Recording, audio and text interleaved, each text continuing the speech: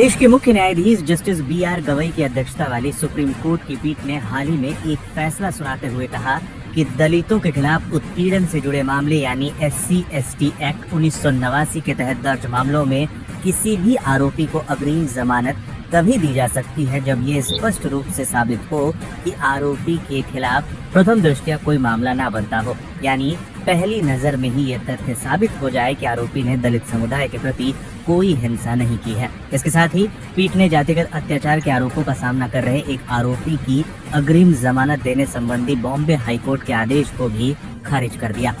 Justice B R. Gavai, justice के विनोद चंद्रन और justice N.V. Anjaria की पीठ ने मंगलवार को इस बात पर जोर दिया कि अनुसूचित जाति एवं अनुसूचित जनजाति अधिनियम को कमजोर वर्ग की सामाजिक आर्थिक स्थिति में सुधार लाने के उद्देश्य से लाया गया था और ये आरोपी को गिरफ्तारी से पूर्व जमानत देने पर रोक लगाता है। आरोपी को अग्रिम जमानत तभी दी जा सकती है जब ये स्पष्ट रूप से साबित हो कि आरोपी के खिलाफ प्रथम दृष्टया कोई मामला ना बनता हो, यानी पहली नजर में ही यह तथ्य साबित हो जाए कि आरोपी ने दलित समुदाय के प्रति कोई हिंसा नहीं की है। SC/ST एक्ट की धारा 18 का उल्लेख।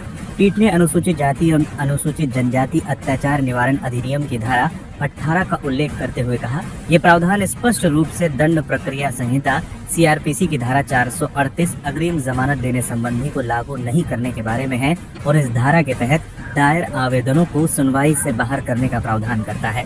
इस प्रावधान के साथ ही SC/ST एक्ट की धारा 18 आरोपी को अग्रिम जमानत देने पर रोक लगाती है।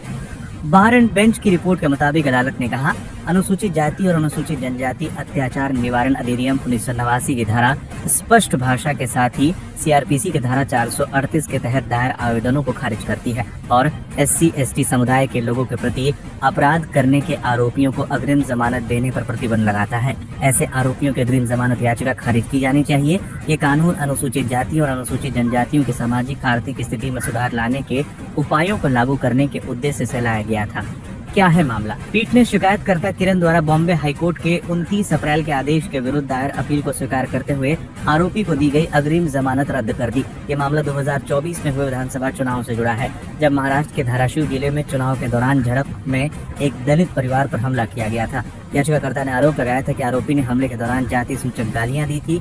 नवंबर 2024 में दर्ज प्राथमिकी में धाराशिव जिले के अतिरिक्त सत्र न्यायाधीश ने आरोपी को राहत देने से इनकार कर दिया था। इसके बाद आरोपी राजकुमार जीवराज जैन ने हाईकोर्ट का दरवाजा खटखटाया था, जहां मामले को राजनीति से प्रेरित बताते हुए आरोपी को अग्रिम जमानत दे दी गई थी, लेकिन अब सुप्रीम कोर्ट ने अग्रिम